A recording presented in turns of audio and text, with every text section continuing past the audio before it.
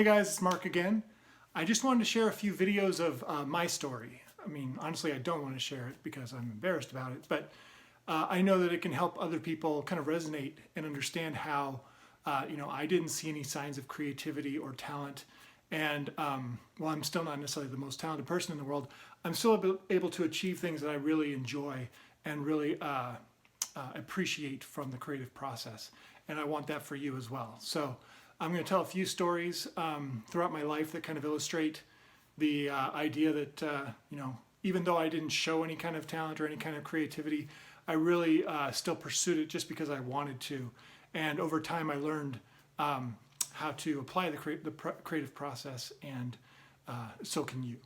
So the first story of that I'd like to share with you is really all about, starting from, where it all started. The first thing I can remember when it came to creating something, it was an ashtray. This was the 70s. I was in first grade, and I tried to create an ashtray for my mom as a gift, and it was a disaster. I mean, cracks everywhere. It looked like a bunch of mud that just kind of dried over time, and it was bad. I think my mom tried to use it as an ashtray, bless her heart, but it wasn't worth doing.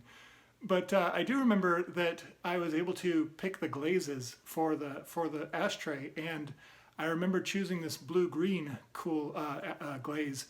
And even though the rest of the thing looked like crap, I really dug the colors of that blue-green, and it always kind of stuck with me, even though there was absolutely no sign of talent involved. So fast forward to around probably 4th or 5th grade. I think I was a latchkey kid, which I didn't even know what that meant, but basically I was always home alone, let myself in to the place. And basically Scooby-Doo was my favorite babysitter.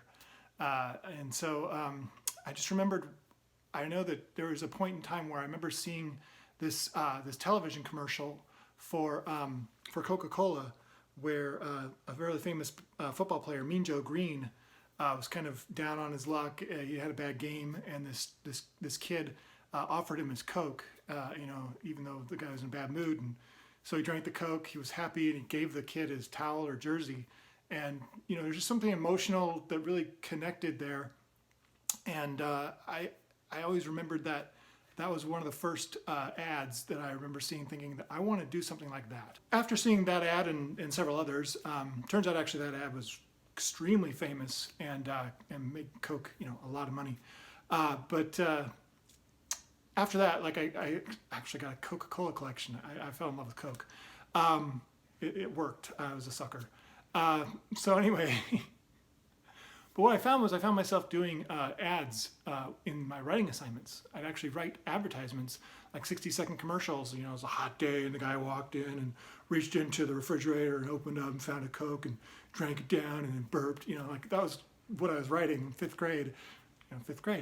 But nobody, was giving me any encouragement at all.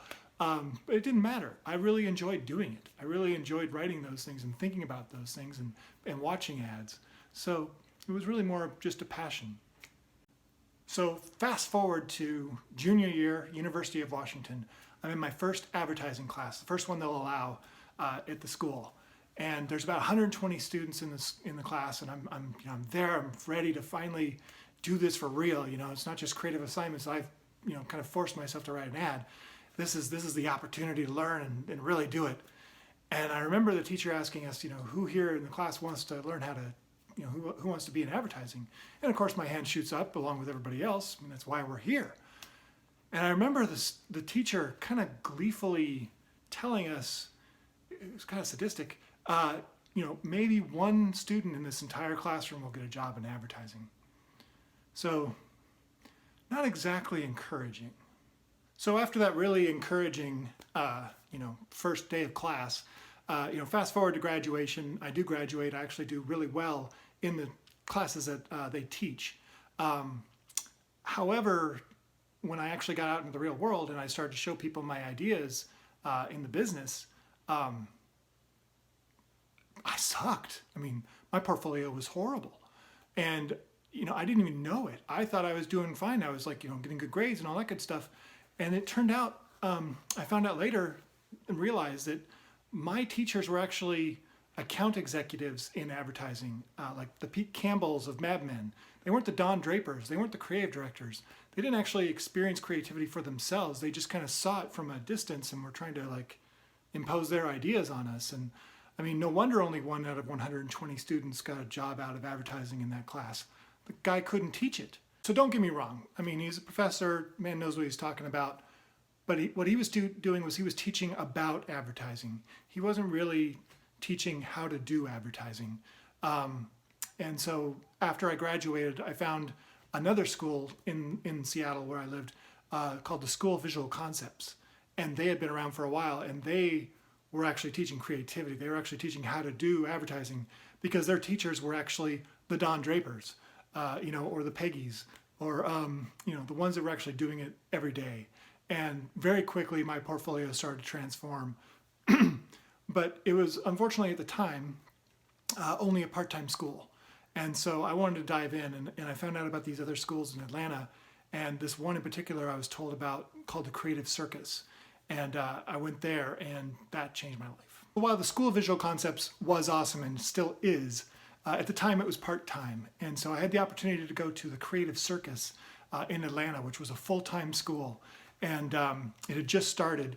I have to give a shout out to Norm Gray, Mike Jones-Kelly, and Rob Lawton, who definitely were the pillars of that school in terms of teaching and creativity. And I'll always be in their debt. But it was amazing, the transformation. And just, I think I was there for 6 quarters. And I went from, disaster to an award-winning copywriter who got my first job in an agency doing television commercials. So it was a transformative experience and something I'll never forget and always be grateful for. And not only was the Creative Circus able to, transform me from disaster to successful, I saw others in similar situations. I remember one of my good friends at the school, he came from an ad agency, so he'd been an account executive. So the poor guy had been kind of like, beaten down by what gets sold to clients in a reasonable company, and his first stuff was so bad. And there was this moment, probably the second quarter, where he recognized that he didn't have to kind of worry about that, and his creativity exploded. He was one of the only students I remember who got applause like multiple times in school for his ideas. And you would never have known he was going to be the one that was going to do that. It really took finding that creative process, finding his voice, and letting it out. Similar things were happening to other students at the Creative Circus, including the photographers and the designers and the illustrators, people that did not show a lot of talent or gift, learning these skills, learning how to do something, and going through the process of getting better over time. And I'm telling you, everybody was sought after. The work I saw after 8 quarters, sometimes 5 quarters, 6 quarters, it was amazing the differences between them. You would never know these same people were doing the work because of how much they were able to tap into what they were capable of and grow in amazing ways. And you can too. Some of you might be thinking, well, that's great. You went to the Creative Circus and you had all of that. And there's no question I'm truly blessed for having that opportunity. At the same time, since then, I've learned how to play music and paint and grow in other ways outside of copywriting. And I believe that there are things that can be done outside of a school to be able to hone your craft, learn skills that are necessary for yourself, believe that you can do it, discover your voice. Those are all things that can be pursued. They take work, they take time, and they take effort and intention, but they don't require a Creative Circus.